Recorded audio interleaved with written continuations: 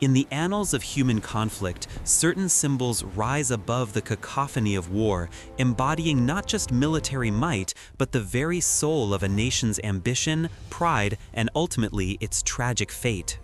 Few vessels in history encapsulate this complex tapestry as profoundly as the Battleship Yamato, the largest and most powerful warship ever constructed. Her name alone conjures images of an empire's final, desperate stand, a titan of steel and fire against an overwhelming tide. She was more than just a ship. She was a floating cathedral of technological mastery, a testament to an engineering prowess that defied the imagination. Her story is one forged in the crucible of secrecy, born from a fervent desire to dominate the seas, and ultimately consumed by the same flames of conflict she was designed to unleash.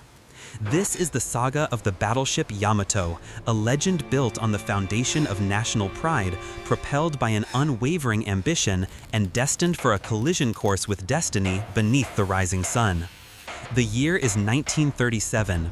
The world teeters on the brink of another global conflagration, and in the secretive shipyards of Kura, Japan, an undertaking of unprecedented scale begins.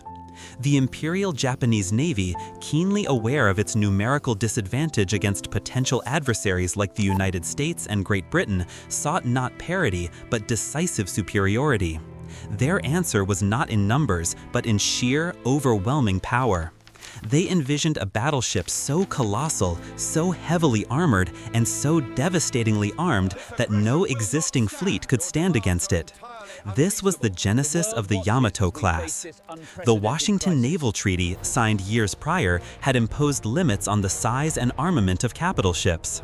Japan, feeling increasingly isolated and threatened by Western powers, had withdrawn from these treaties, freeing them to pursue their grand vision without constraint. The decision was made to build a battleship that would render all others obsolete, a vessel designed to deliver a single, crushing blow that could turn the tide of any naval engagement. This wasn't merely a strategic choice, it was an act of defiance, a bold declaration of Japan's unwavering resolve to forge its own destiny. The secrecy surrounding the Yamato's construction was legendary. Shipyards were shrouded in giant camouflage nets, taller than the ships themselves, to prevent aerial reconnaissance. Workers were isolated, their movements restricted, and every piece of information was guarded with the utmost vigilance. It was an industrial fortress, a clandestine endeavor designed to keep the world guessing, to preserve the element of surprise for the ultimate weapon. For the engineers and laborers toiling within these walls, there was a palpable sense of working on something truly monumental, something that would define their era. They were building not just a ship, but a future. The sheer scale of the project was staggering. Yamato displaced over 72,000 tons at full load, a leviathan of the waves, nearly a third larger than any battleship ever built before. Her main armament consisted of 9 18.1-inch 46-centimeter guns, the largest naval guns ever mounted on a warship. Each gun barrel weighed an incredible 165 tons, capable of firing a 3,200-pound, 1,460-kilogram armor-piercing shell over 26 miles, 42 kilometers. The destructive power of a single salvo was unimaginable, a steel rain capable of obliterating anything in its path. The armor protection was equally formidable. Yamato boasted a main belt of 16.1-inch steel, 410 millimeters, designed to withstand hits from even its own monstrous guns. The deck armor was nearly 9 inches, 226 millimeters thick, a formidable shield against plunging fire from long-range or aerial bombs. Her designers had anticipated every conceivable threat, crafting a vessel that seemed impervious, a floating fortress designed to absorb punishment and dish out annihilation in equal measure. Every rivet, every plate, every intricate system was a testament to extreme engineering, a meticulous fusion of raw power and national ambition. Beneath the decks, the heart of the beast pulsed with 12 massive boilers feeding 4 steam turbines, generating 150,000 shaft horsepower, propelling the colossal ship to a top speed of 27 knots. This combination of speed, armor, and firepower made Yamato an unprecedented war machine, a symbol of naval pride and technological mastery that Japan believed would guarantee victory in any future conflict. For the young men selected to serve aboard her, the honor was immense, a deep source of pride. They were chosen to crew the most powerful ship in the world, guardians of Japan's future. Imagine a young recruit, fresh from the quiet fishing villages of Shikoku, stepping onto the massive deck for the first time. The sheer scale of the ship would be overwhelming.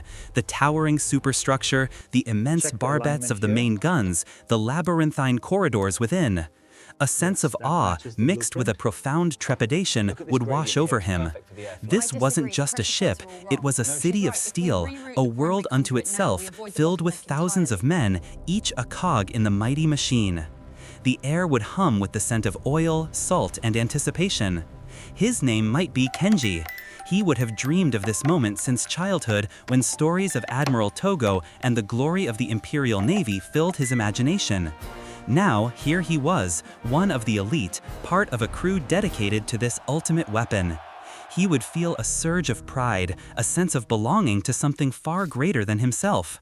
Yet, beneath the uniform and the unwavering discipline, the whispers of fear would persist. The gravity of their mission, the immense destructive potential they wielded, and the unknown horrors that awaited them in the coming war, these were heavy burdens to bear for a young man barely out of his teens. Yamato was commissioned on December 16, 1941, just 9 days after the devastating attack on Pearl Harbor, an event that plunged the world into the maelstrom of the Pacific War. Her entry into service, however, was marked not by immediate, decisive action, but by a curious, almost ironic, period of relative inactivity. The leadership of the Imperial Japanese Navy, perhaps overly cautious and reverent of their prized possession, chose to hold Yamato back, preserving her for what they believed would be the decisive battle, the moment when her unmatched firepower would truly be needed. This strategy, while seemingly logical in theory, proved to be one of the great strategic miscalculations of the war.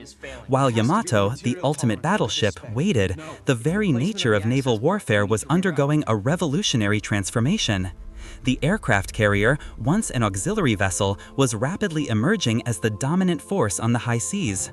The Battle of Midway, a mere 6 months after Pearl Harbor, would dramatically underscore this shift, proving beyond doubt that air power, delivered from mobile floating airfields, had surpassed the big gun battleship in strategic importance. For the crew aboard Yamato during these early, frustrating years, life was a strange paradox. They were on the most powerful warship in the world, yet they were largely spectators. They trained relentlessly, polishing their skills, maintaining the complex machinery, and enduring the endless drills, all in preparation for a battle that never seemed to materialize. The psychological toll of this waiting game was immense. Imagine Kenji standing watch on the bridge, gazing out at the endless expanse of the Pacific, the sun glinting off the polished brass, while news of fierce carrier battles and island-hopping campaigns reached them via radio. There would be a simmering frustration, a deep-seated desire to prove their worth, to unleash the power of their mighty ship. Whispers would circulate among the crew, rumors of their ghost ship status, of being too valuable to risk. Pride, once a burning beacon, began to chafe against the reality of their perceived idleness. They were the tip of the spear, yet they remained sheathed. The anticipation, initially a source of excitement, slowly transformed into a dull ache, a constant longing for purpose. They trained, they waited, they polished their guns, but the decisive battle remained an elusive phantom. Yamato spent much of her early service acting as flagship for the combined fleet, shuttling between various naval bases, her formidable presence a psychological deterrent more than an active participant. She saw limited action during the Battle of Midway, far from the critical engagements, and later during the Battle of the Philippine Sea, acting primarily as an escort. Even in these instances, her colossal guns remained largely silent, unable to engage the enemy at the extended ranges dictated by carrier-borne aircraft. The very weapon designed to ensure victory was being rendered increasingly irrelevant by the evolving tactics of war. The war in the Pacific raged on, a brutal, unforgiving conflict of immense scale. The tide began to turn decisively against Japan. The Americans, with their superior industrial capacity and relentless island-hopping strategy, pushed ever closer to the Japanese home islands. Every week brought news of further losses, of islands falling, of entire fleets decimated. The optimism that had fueled the early days of the war had evaporated, replaced by a grim determination, often bordering on desperation. The strategic landscape had shifted dramatically. The Imperial Japanese Navy, once a formidable force, was severely depleted. Most of its experienced pilots were gone, its carriers sunk, and its supply lines stretched to breaking point. Fuel, particularly for the behemoth Yamato, became an increasingly scarce and precious commodity. The once unquestionable symbol of naval pride was now an expensive liability, consuming vast resources while its effectiveness remained largely unproven in the face of modern aerial warfare. Yet, even as defeat loomed, the Yamato continued to represent something profound to the Japanese people and their leadership. An unyielding spirit, a final, unshakable bulwark against the inevitable. It was a potent symbol, one that had to be protected, yet also one that, in the face of utter desperation, might have to be sacrificed. The very idea of losing the Yamato was unthinkable, a blow to the national psyche that might be too great to bear. But as the American forces closed in, the unthinkable began to morph into the unavoidable. By early 1945, the war was nearing its bitter end. The American invasion of Okinawa, a strategically vital island just 340 miles from the Japanese mainland, represented the final stepping stone before a direct assault on Japan itself. For the Imperial Japanese Navy, this was the ultimate crisis, the moment for which the Yamato had supposedly been built. But the context was vastly different from the grand naval showdown envisioned years earlier. This would not be a decisive battle fought on equal terms, but a desperate, suicidal gamble.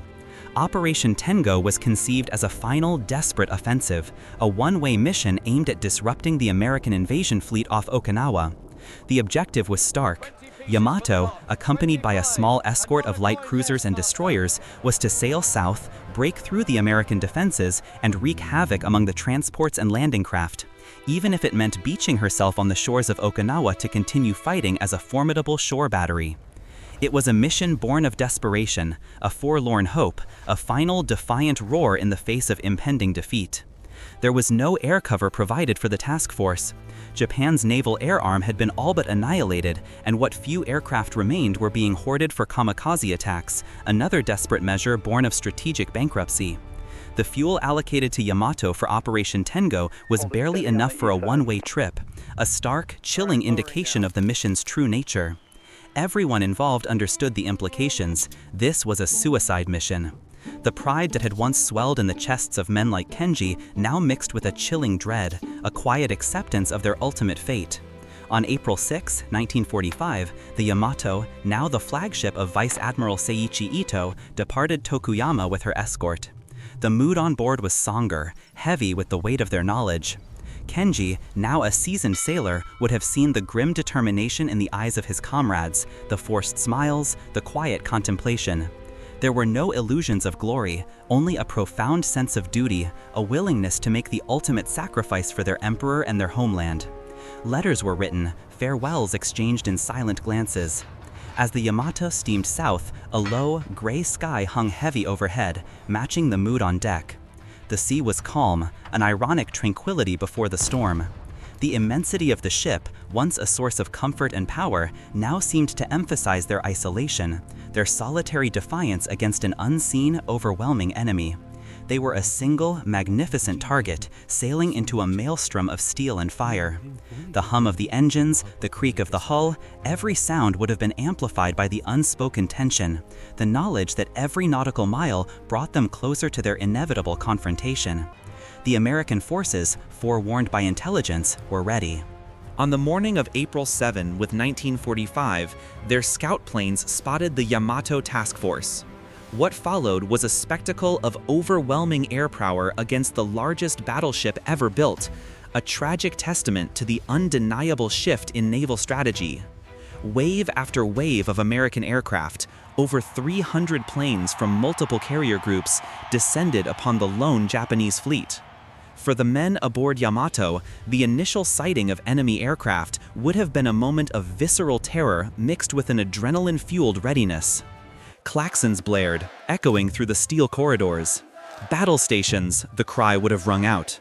Kenji, at his post, would feel the ship come alive around him, the thrum of the anti-aircraft guns preparing to fire, the rapid commands from the bridge.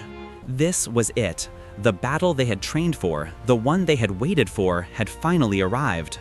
But it was not the grand gunnery duel they had envisioned. It was an aerial onslaught of unimaginable ferocity.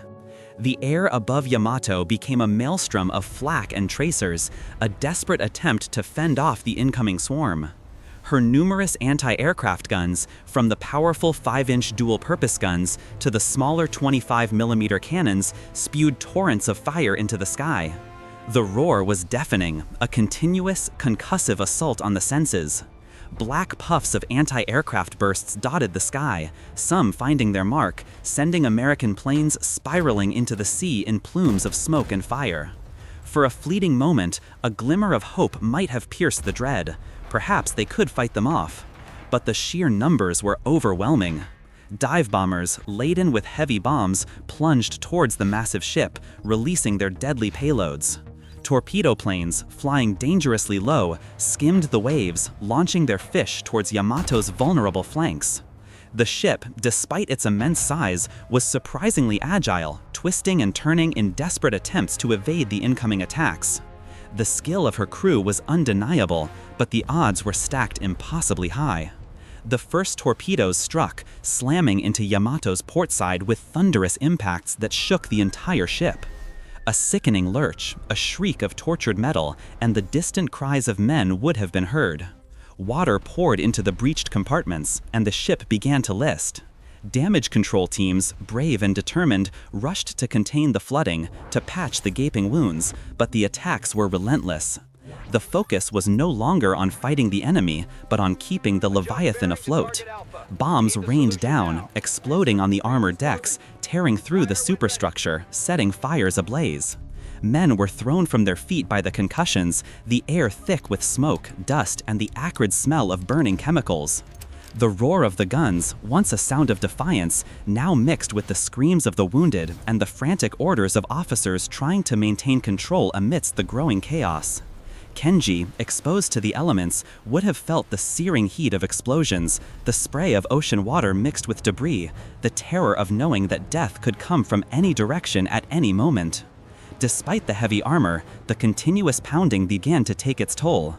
Her secondary gun turrets were destroyed, her communication systems crippled, and fires raged unchecked in multiple locations. The list grew steadily worse, making it increasingly difficult to aim her remaining guns. The great 18.1-inch guns, designed to sink enemy battleships, remained largely silent, unable to engage the nimble, high-flying aircraft.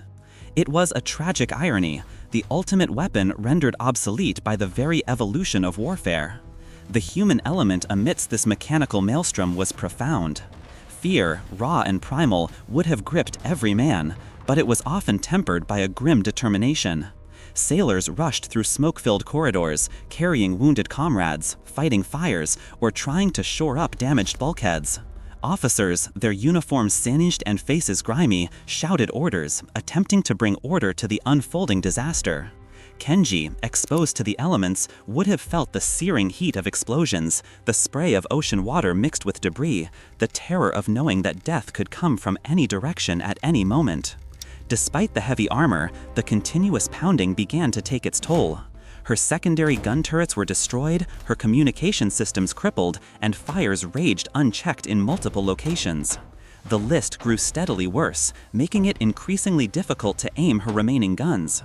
The great 18.1-inch guns, designed to sink enemy battleships, remained largely silent, unable to engage the nimble, high-flying aircraft. It was a tragic irony, the ultimate weapon rendered obsolete by the very evolution of warfare. The human element amidst this mechanical maelstrom was profound. Fear, raw and primal, would have gripped every man, but it was often tempered by a grim determination. Sailors rushed through smoke-filled corridors, carrying wounded comrades, fighting fires, or trying to shore up damaged bulkheads. Officers, their uniforms singed and faces grimy, shouted orders, attempting to bring order to the unfolding disaster. There were acts of incredible bravery, men sacrificing themselves to save others, or simply staying at their posts firing their weapons until the very end. Kenji might have witnessed a fellow sailor, a friend from his village, struck down by shrapnel, his life extinguished in an instant. The fleeting image of a familiar face, now lifeless, would sear itself into his memory, a stark reminder of his own mortality. Yet he would continue his duty, driven by a combination of training, discipline, and a desperate hope against all odds. The ship was dying around them, but they would fight until their last breath. After approximately 2 hours of relentless attack, Yamato was a broken ship. More than a dozen torpedo hits had ripped open her hull, causing catastrophic flooding and rendering her steering gear inoperable. Over a dozen bomb hits had devastated her superstructure and ignited massive fires. She was listing dangerously to port, her deck awash, her once majestic silhouette now a twisted wreck. The order came to abandon ship, a heartbreaking command signaling the end of an era.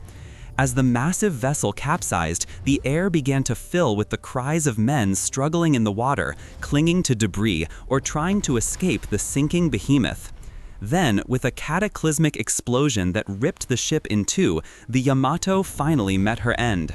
Her magazines, breached and exposed to the raging fires, detonated with the force of a small atomic bomb, sending a mushroom cloud of smoke and fire thousands of feet into the sky.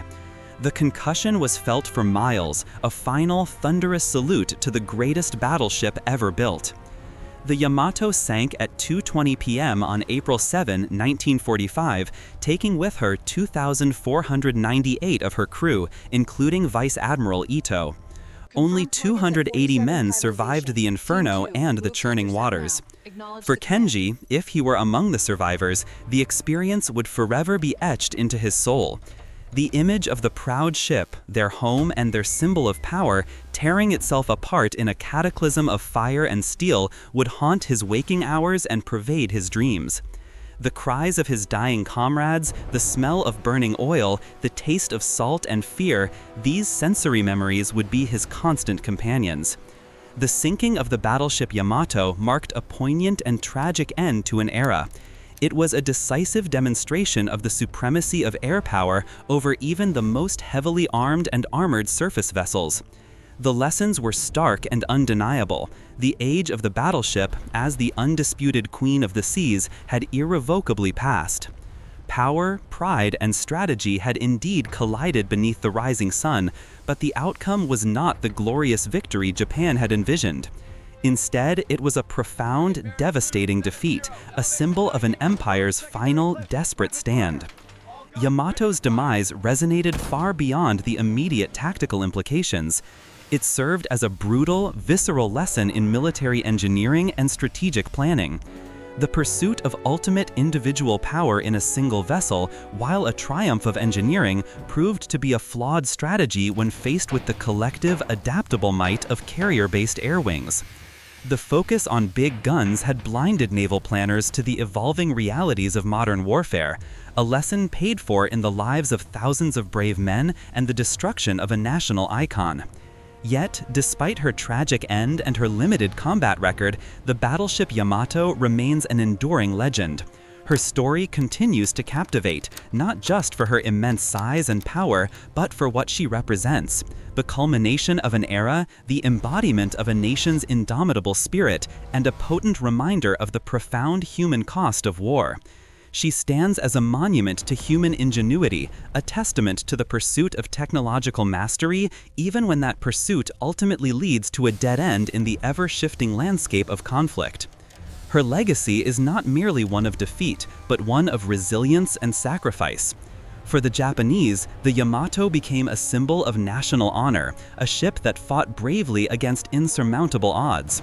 For the world, she serves as a powerful historical artifact, urging reflection on the complexities of military strategy, the dangers of hubris, and the relentless march of technological evolution in warfare.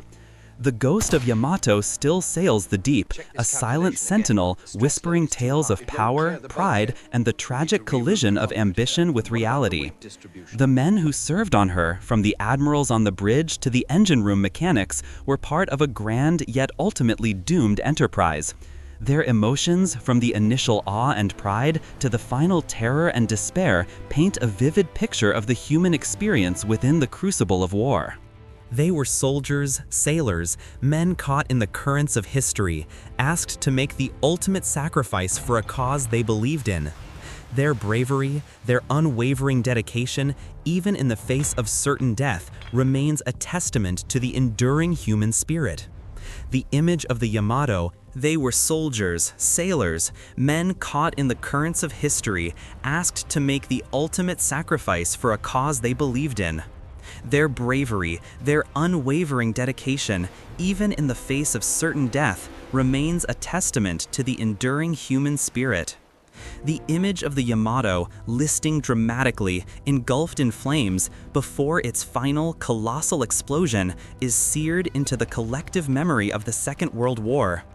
It is a powerful, almost mythical, scene, the very definition of a titan brought low. This was not a slow, quiet fade, but a violent, spectacular end befitting a ship of her stature. It was the moment when the colossal embodiment of an empire's naval might was unceremoniously swallowed by the very ocean it was built to command. The technology that went into her construction was revolutionary for its time. Her rangefinders, fire control systems, and internal compartmentation were state-of-the-art. Japanese optical engineering was renowned, and Yamato benefited from some of the most advanced targeting equipment available.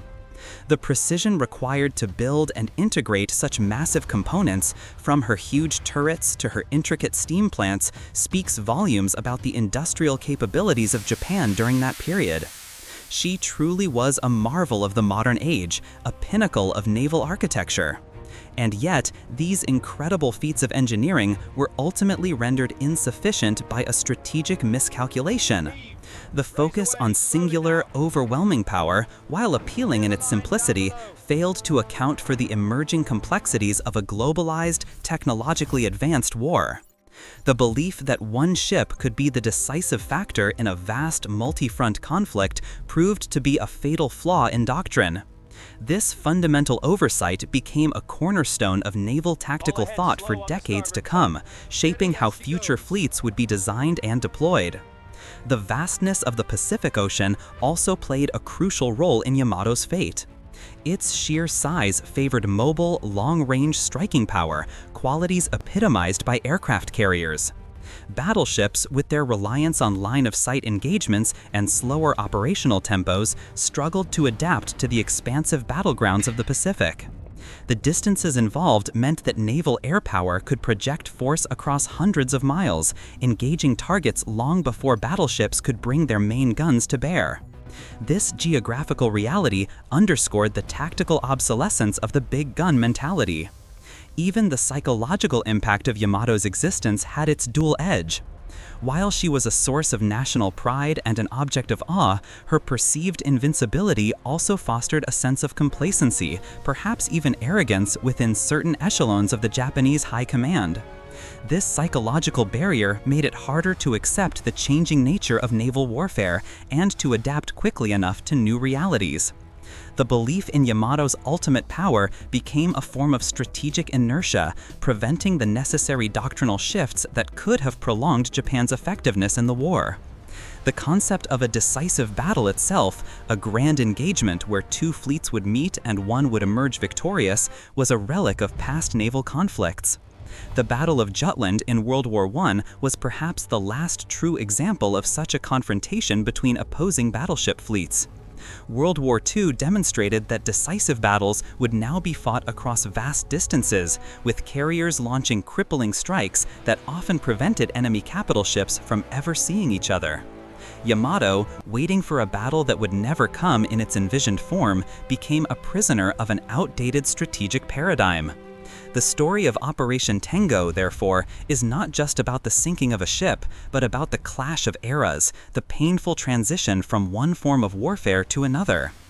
It embodies the tragic beauty of a magnificent, powerful symbol undertaking a mission it was never truly designed for, against an enemy it could not hope to defeat on its own terms. It's a profound study in the limits of even the most extreme engineering when faced with overwhelming numerical superiority and a paradigm shift in military doctrine. The Yamato now lies over 1,000 feet beneath the waves, a silent tomb for thousands, and a submerged museum of a bygone era. Her discovery and subsequent exploration in the late 20th century provided invaluable insights into her construction and her final moments. Underwater cameras revealed the immense scale of her wreckage, a powerful testament to the forces that destroyed her. Her twisted metal, broken guns, and scattered components tell a story that official records alone cannot fully convey, a visceral narrative of devastation and loss. For historians and naval enthusiasts, Yamato remains an endless source of fascination and study. Her design, her capabilities, and her ultimate fate offer rich material for understanding the complexities of World War II and the evolution of naval warfare. Every aspect of her story, from her secretive genesis to her spectacular end, contributes to a larger understanding of military ambition, technological limits, and the unpredictable nature of conflict. The very name, Yamato, is deeply symbolic in Japanese culture, referring to an ancient name for Japan itself, evoking a sense of national origin, identity, and enduring spirit. Bestowing this name upon the largest and most powerful battleship ever built was no accident. It was a deliberate act to imbue the vessel with profound national significance. She was not just a ship. She was the embodiment of Japan's spirit, its strength, and its unwavering resolve. Her loss, therefore, was not merely the loss of a warship, but a devastating blow to the nation's morale and sense of identity. The narrative of Yamato also serves as a poignant reminder of the human cost of war. Beyond the steel and statistics, there were men, individuals with families, hopes, and dreams who sailed aboard her. They were part of a grand machine, but they were also individual souls, facing unimaginable terror and making the ultimate sacrifice. Their stories, though often overshadowed by the ship's legend, are an integral part of Yamato's enduring legacy. Consider the ordinary sailor, Kenji, or any of the thousands like him. They were caught in the tides of a conflict far larger than themselves. They witnessed the transformation of their ship from a symbol of hope to a vessel of sacrifice. They experienced the shift from the quiet anticipation of battle to the deafening roar of relentless attack. Their journey, mirroring that of the Yamato, was one of pride, duty, and ultimately profound tragedy. The enduring image of the Yamato, majestic even in her final agony, rising from the sea in a colossal mushroom cloud, is a testament to the sheer destructive power unleashed during World War II. It encapsulates the brutality and the spectacle of modern warfare, a powerful visual marker of a turning point in military history.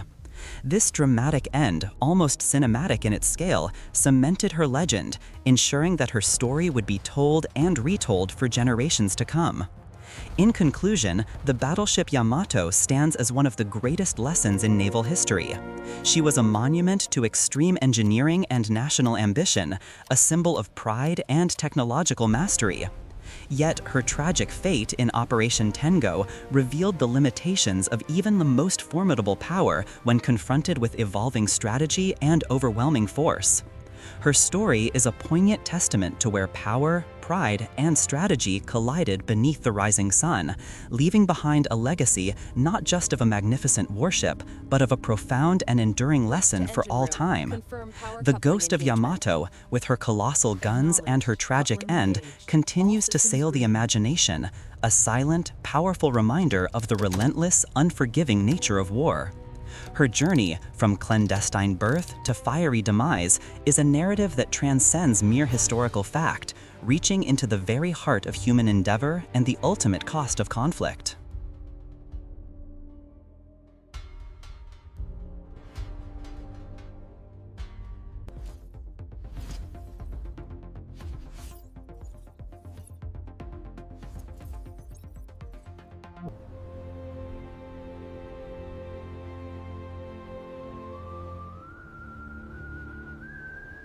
Activate Sector Gamma 7. Sealing mechanisms engaged. Pressure stabilizing.